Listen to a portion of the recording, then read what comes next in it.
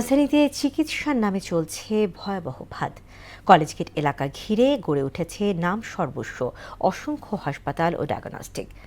চিকিৎসক এবং মানসম্মত সেবা না থাকলেও রোগীদের ওপর চাপানো হচ্ছে আকাশচুম্বী বিল। অভিযান চালিয়ে এমন দুই প্রতিষ্ঠানের আইসিইউ বন্ধ করে দেয় স্বাস্থ্য অধিদপ্তর।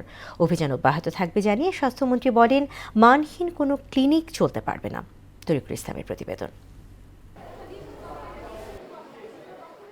স্ট্রোক করা মাকে নিয়ে চিকিৎসার জন্য ঢাকায় আসেন রায়হান, কিন্তু ঢাকা মেডিকেল কলেজের হাসপাতালে পৌঁছানোর আগেই দালালদের খপ্পরে পড়েন তিনি।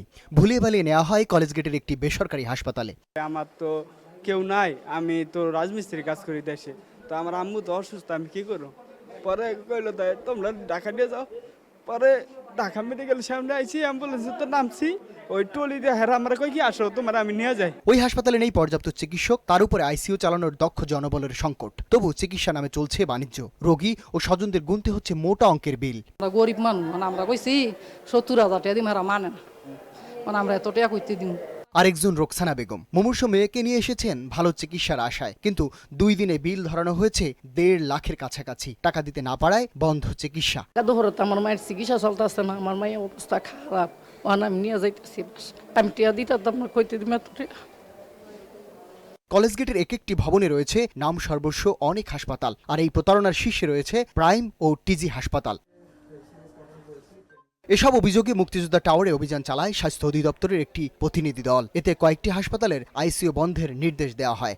সর্বোচ্চ শাস্তি নিশ্চিত করে আমরা সিদ্ধান্ত নিব। তারপরও যেটা প্রথমে একটা হাসপাতালে টিজি হাসপাতালে গিয়েছিলাম, তাদের এনআইসিইউ কার্যক্রম অত্যন্ত খারাপ, আইসিইউ খারাপ, ওটাতে কার্যক্রম আমরা একদম স্থায়ীভাবে বন্ধ রাখবো।